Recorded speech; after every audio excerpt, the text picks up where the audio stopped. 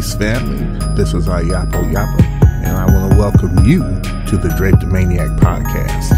I am the HDIC, that is the head Drapetomaniac in charge, and we are here to have conversations on how to get off this plantation.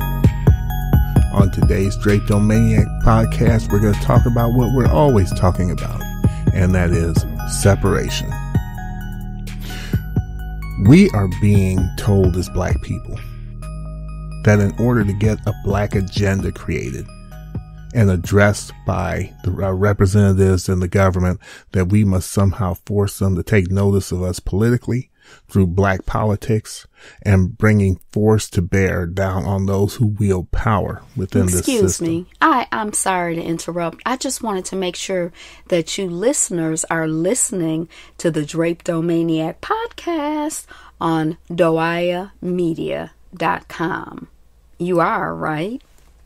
If you look at the present political climate, as well as what's going on with the United States government, it's not hard to see that white people are very dissatisfied with the way that the government is addressing or lacking to address their wants and needs or demands. There are marches, protests, boycotts, endless talking head conversations about the situation, and yet the government, their government, pays them, and we're talking about white people, little to no attention in favor of itself and the needs of wealthy donors and corporations. White people are one of the frontline tools used within the system of white supremacy. They are also meant to benefit from the system, and they do. The question becomes, in the environment, the ecosystem that is the system of white supremacy, it is demonstrably apparent that the U.S. government, which is the power base of the system of white supremacy, does not acquiesce to white people in favor of its own interests or the interests of the billionaires and corporations that own it and run it.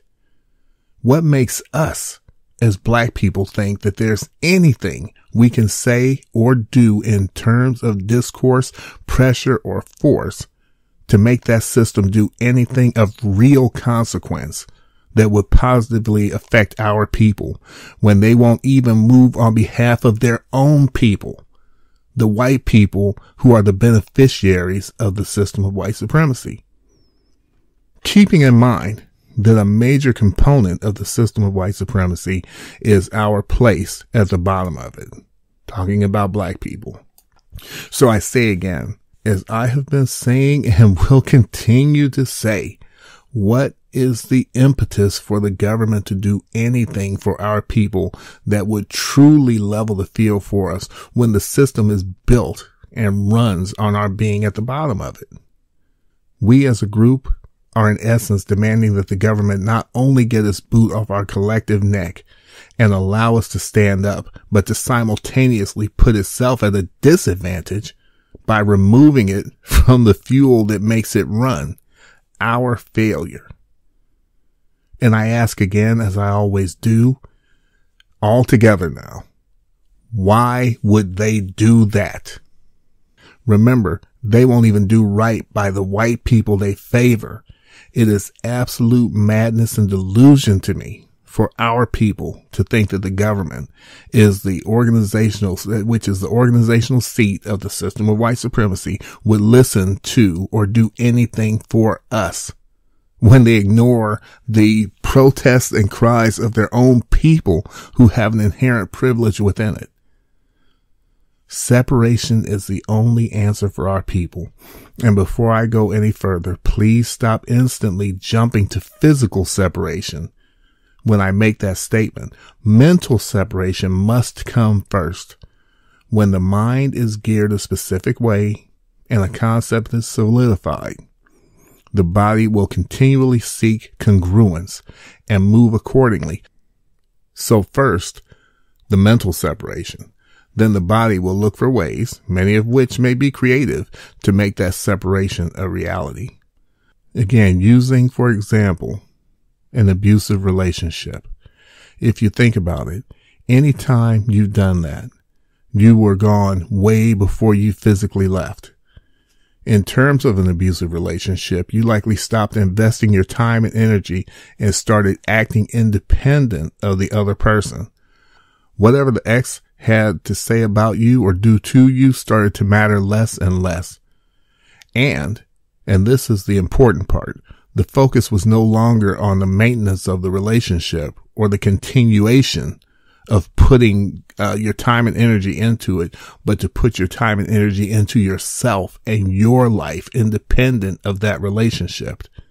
After all of that was put in place, you started strategizing on how to physically separate. Whether it was as simple as practicing the kiss-off speech or finding a new place to live, saving up for it, paying for it, moving your things little by little, or even all at once. The point being, after you were gone in your mind, then you started making clear moves to physically get out of that situation so that you could finally progress. And if you're smart, you don't say a word about it while you're doing it. You just quietly, methodically do it. Could you imagine staying in an abusive relationship and expecting things to change? Question. If the abuser is getting everything they want from the relationship and the relationship is feeding them while you're getting practically nothing out of it except abuse on top of abuse, what is the motivation of the abuser to stop abusing you? A sudden change of heart? Wanting to finally just do what's right? Fear that you'll no longer be there for them? Although through forced threats in the system that they constructed, you have little to no power within it. Okay. Your abuser treats their own mother like crap. And for some reason, you think that he'll give you consideration. And this is again speaking in terms of the government that pays no attention to the white people that it serves, or who benefit from it rather. And we think that they're going to listen to us. Wake up. The time and energy put into participating in and propping up this present system only serves to strengthen the system while at the same time draining our energy and resources. Energy and resources that could be better used on building ourselves in our own communities. That is part of the goal of the system of white supremacy, is to keep us chasing the carrot of the American dream, the carrot of success as they have defined success, the carrot of reparations, etc. All the while knowing that not only do they have no intention whatsoever of allowing us as a collective to grab that carrot, but that we remain unaware that the chasing of the carrot is what powers their system while wearing us out. Visualize a treadmill that's connected to a generator as we run and reach for the carrot in front of us and are fed and clothed just enough to stay strong enough to keep chasing it. Some are fed more than others, but we're all on the treadmill. The power we generate running on the treadmill is creating the power they use to power their homes, to prepare their food, enjoy their music and their home theater systems, and live in comfort. And what are we getting for our efforts? Tired and worn out, sore and sweaty from running nonstop until we just can't run anymore. And by the time that we realize our efforts have been supporting their lifestyle, while we've been getting nothing but the bare necessities to create their comfort, we, some of us, finally get off the treadmill only to realize we no longer have the energy to create power for our own needs.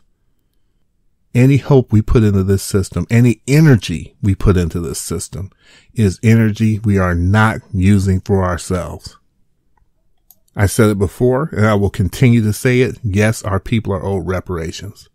Yes, our ancestors suffered, bled, and died building this country and were used to create its financial base, a wealth completely denied to our people.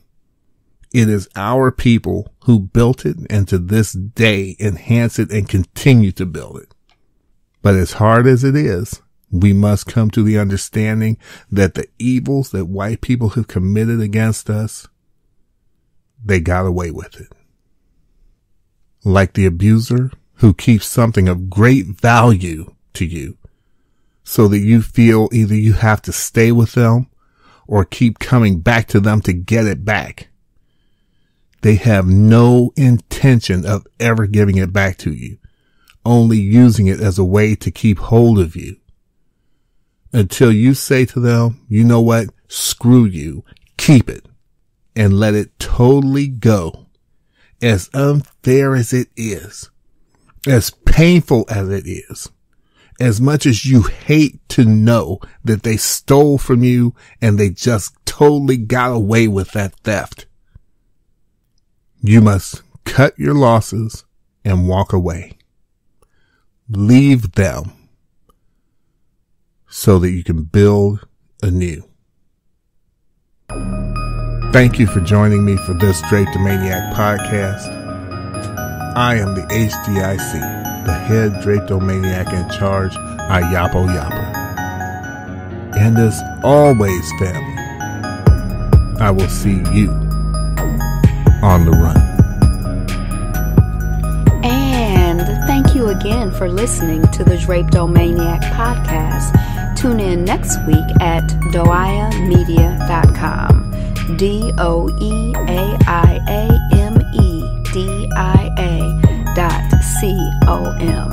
And again, we'll catch you on the run. Peace.